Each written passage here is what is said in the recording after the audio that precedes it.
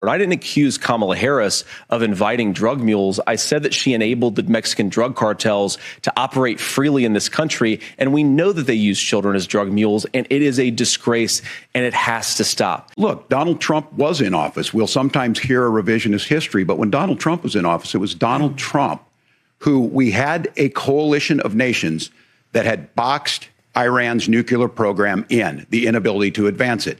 Donald Trump pulled that program and put nothing else in its place. So Iran is closer to a nuclear weapon than they were before because of Donald Trump's fickle leadership.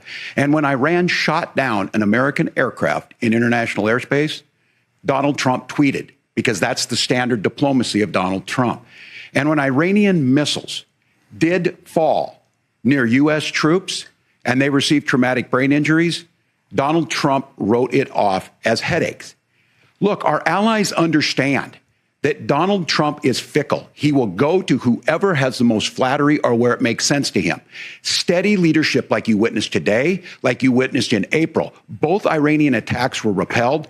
Our coalition is strong, and we need the steady leadership that Kamala Harris is providing. Governor, what about our CBS News polling, which does show that a majority of Americans, more than 50%, support mass deportations? Look, we fix this issue with a bill that is necessary, but the issue on this is what happens when you don't want to solve it. You demonize it.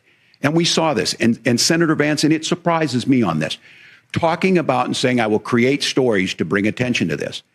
That vilified a large number of people who were here legally in the community of Springfield. The governor had to send state law enforcement to escort kindergartners to school. I believe Senator Vance wants to solve this, but by standing with Donald Trump and not working together to find a solution, it becomes a talking point. And when it becomes a talking point like this, we dehumanize and villainize other human beings.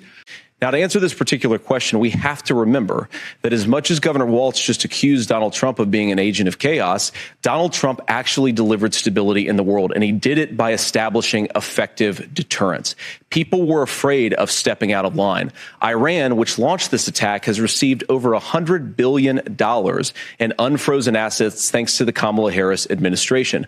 What do they use that money for? They use it to buy weapons that they're now launching against our allies, and God forbid, potentially launching against the United States as well. Donald Trump recognized that for people to fear the United States, you needed peace through strength. They needed to recognize that if they got out of line, the United States global leadership would put stability and peace back in the world. Now, you asked about a preemptive strike, Margaret, and I want to answer the question. Look, it is up to Israel what they think they need to do to keep their country safe, and we should support our allies wherever they are when they're fighting the bad guys. I think that's the right approach to take with the Israel question.